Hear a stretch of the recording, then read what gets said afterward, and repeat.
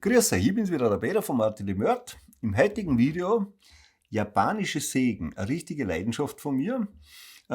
Ich erzähle noch im Intro ein bisschen was über die Zahnformen, über die Theorie, über die verschiedenen Sägen, über die Anwendungsmöglichkeiten und am Schluss zeige ich euch, wie man damit schneidet, wie die Schnittqualität ist und wie sie das anhört, wenn man eine gescheite Säge hat. Mehr davon wie immer nach dem Intro. Danke, Tobias.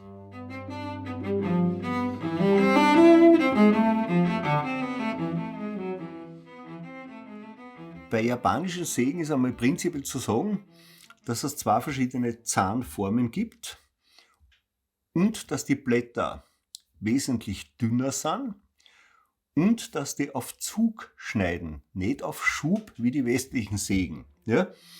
Jetzt zu den zwei verschiedenen Zahnformen. Das zeige ich am besten da. Das ist eine sogenannte Dreiecksverzahnung da herum. Ja? Und das ist eine sogenannte Trapezverzahnung. Ja?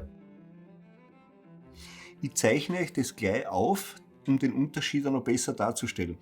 Und was da noch interessant ist, ist, dass die sogenannten Zahnspitzenabstände und die Größe der Zähne sie von größer zu kleiner verändern. Das heißt, ich habe einen richtigen Vorteil, dass das nicht anfängt rumpeln. Das ist so das Spielchen, wie es bei Reiballen zum Beispiel ist, wenn die differenzial geteilt sind. Das ist das Spielchen mit einem Schlagloch in der Straße. Das schützt sich nicht selber zu, es wird immer größer, wenn man reinfährt. Und genau das Problem gibt es natürlich auch bei Sägen. Ja? So, jetzt zeichne ich das einmal auf. Die japanische Verzahnung, das sind Dreiecksverzahnungen. Wir haben wieder die sogenannte Zahngrundlinie und wir haben wieder diese Zahnspitzenlinie. Und die schauen so aus. Wir haben da einen positiven Schnittwinkel und gehen da so her. Dann haben wir da den nächsten positiven Schnittwinkel und gehen wieder da her. Ja? Und wenn wir da jetzt ein paar von den Zähnen aufzeichnen, dann seht ihr, dass das immer niederer wird und die Zähne sozusagen immer weniger hoch werden und dass auch diese Abstände da immer ein bisschen kleiner werden. Ja? Das ist was sehr Wiffes und das ist eine Verzahnung, die für Längsschnitte im Holz gemacht ist. Ja? Sind leicht geschränkt. Ja? Das heißt, jeder zweite Zaun steht auf die eine Seite und jeder erste und dritte und so weiter auf die andere Seite, aber sind eigentlich nur ziemlich leicht geschränkt. Also westliche Sägen haben einen stärkeren Schrank drauf. Ja? Und dann gibt es die sogenannte Trapezverzahnung. Ja? Also ziehen tut man es dann in die Richtung logischerweise. Ja? Und dann gibt es eine Trapezverzahnung, die schaut so aus.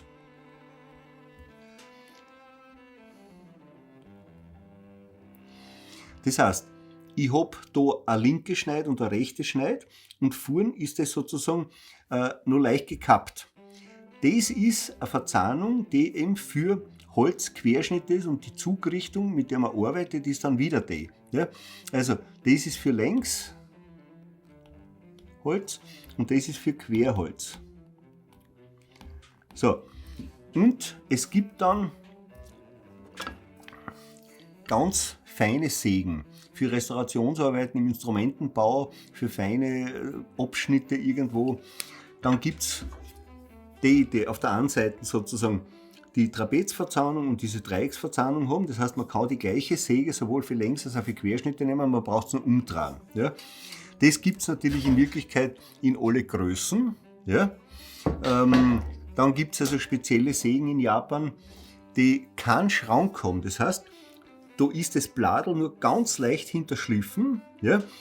Und die sind dafür da, dass wenn man jetzt zum Beispiel einen Holzdübel oder was eingekeimt hat in der Fläche, dass man den plan abschneiden kann, ohne dass man die Fläche zerkratzt. Ja?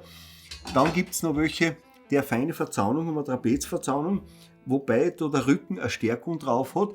Also das ist zum Beispiel eine Säge, mit der man sehr gut Holzverbindungen herstellen kann. Ja? Und dann gibt es zum Beispiel auch noch größere Sägen, mit der man ganze Baumstämme auftrennen und aufschneiden kann, Längsschnitte machen kann.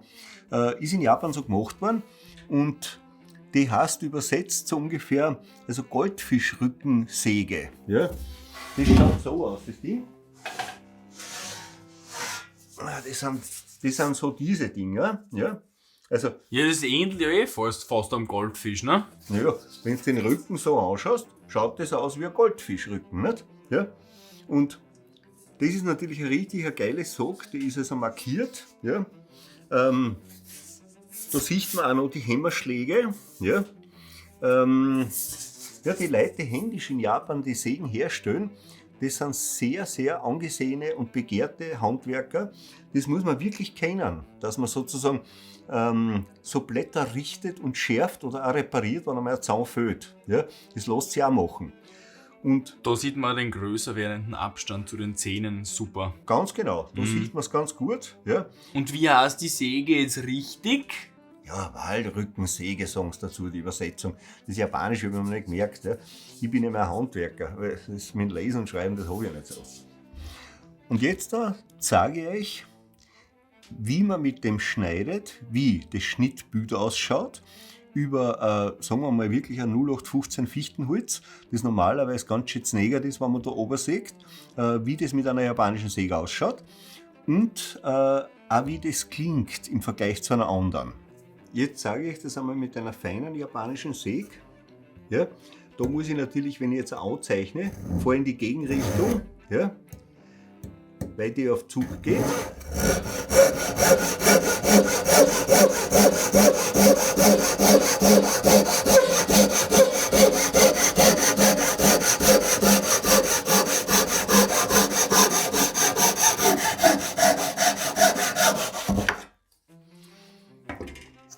Das ist das Schnittbild mit einer japanischen. Ja? Säge mit einer feinen. Ja? Geht wahnsinnig schnell, geht mühelos. Ja? Und das gleiche können wir jetzt auch noch mit der machen. Ja? Ist ein bisschen gröber, aber auch die Trapezverzahnung, so wie es der drauf hat. Und das ist die Dreiecksverzahnung, nur ihr seht auch, dass das sozusagen einen positiven Spannwinkel hat. Ja?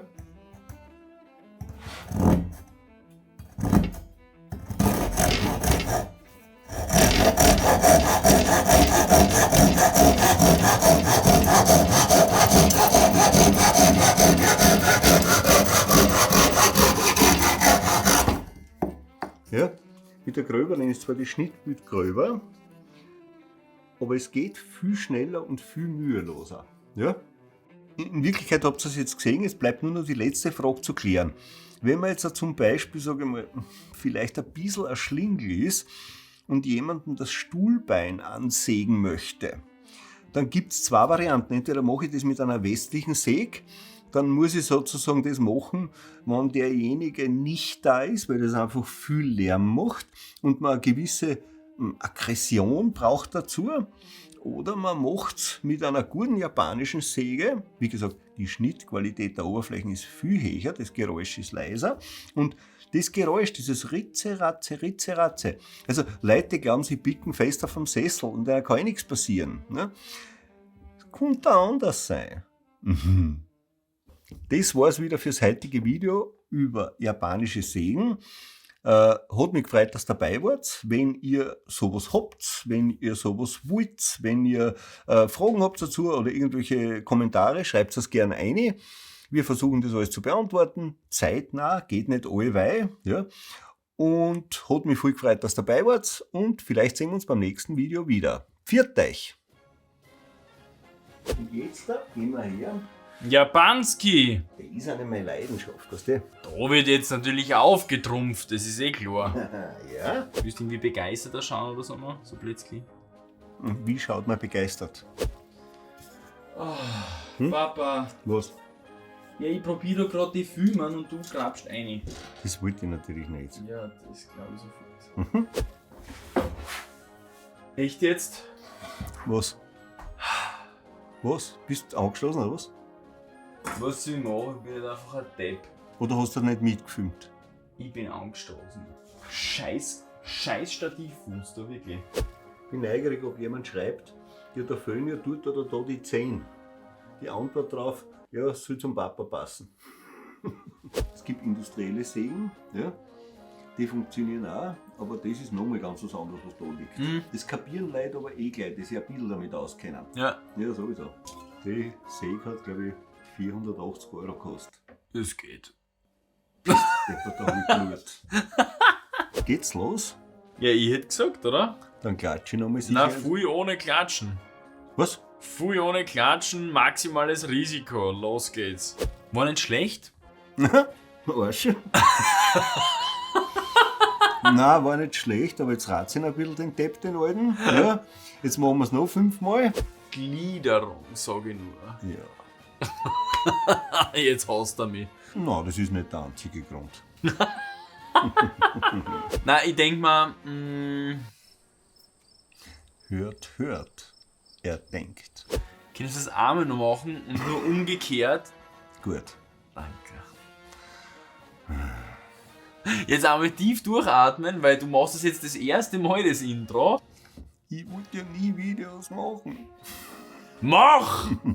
Nix schieren gehen. Die Dreiecksverzahnung, die japanische, schaut im Prinzip genau Nimmst so du aus. auf? Nein, ich nehme jetzt noch nicht auf, aber das mache ich. Das technische Klumpwerk erst.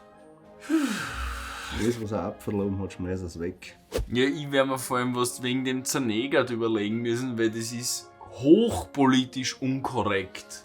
Und jetzt machen wir einen kurzen Break.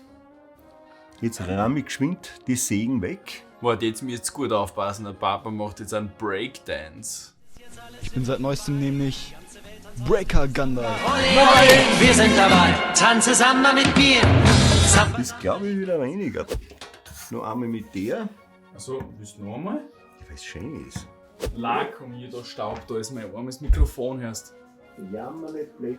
Schau noch nicht immer zu mir her, weil die Leute, was das irgendwie von Fuhren, das heißt, du redest ja mit den Leuten. Die wissen ja, dass wir zu zweit Und? sind, ist ja kein so ein Problem.